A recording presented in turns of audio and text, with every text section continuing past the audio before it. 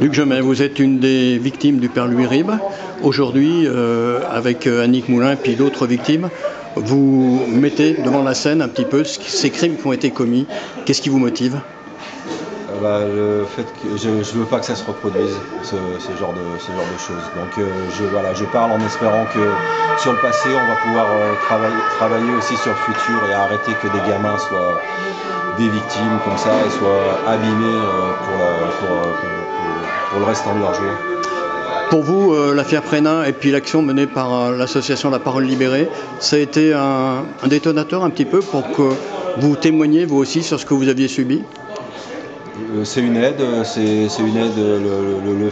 film qui est sorti, le film de François Ozon a été une grande Grâce aide. à Dieu. Grâce à Dieu, voilà, a été une grande aide pour moi et pour ma famille, pour arriver à parler, pour arriver à expliquer aussi à d'autres personnes, des amis, expliquer un peu ce qu'on a pu vivre et combien c'est grave.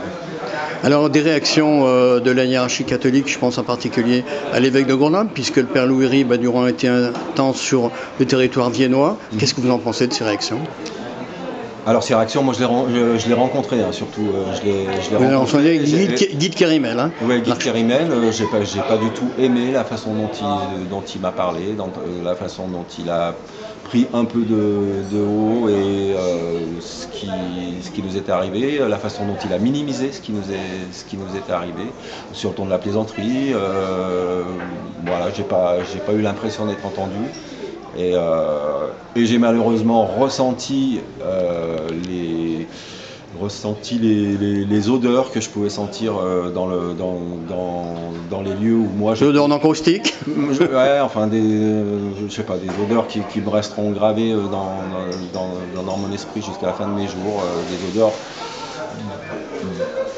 qui correspondent qui me rappellent les traumatismes que j'ai subis. Des nombreuses demandes très légitimes que vous formulez, qu'est-ce qui vous semble le plus important ? Parce qu'il y a des demandes en matière de soins, il y a des demandes de reconnaissance, il y a des demandes d'indemnisation financière. Pour l'instant, c'est une vraie enquête qui me paraît le plus important.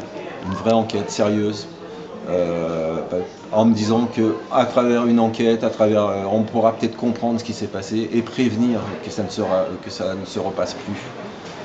Donc ce que vous attendez, c'est après votre audition par la police, que le procureur de la République reçoive votre plainte et qu'un juge d'instruction soit désigné ?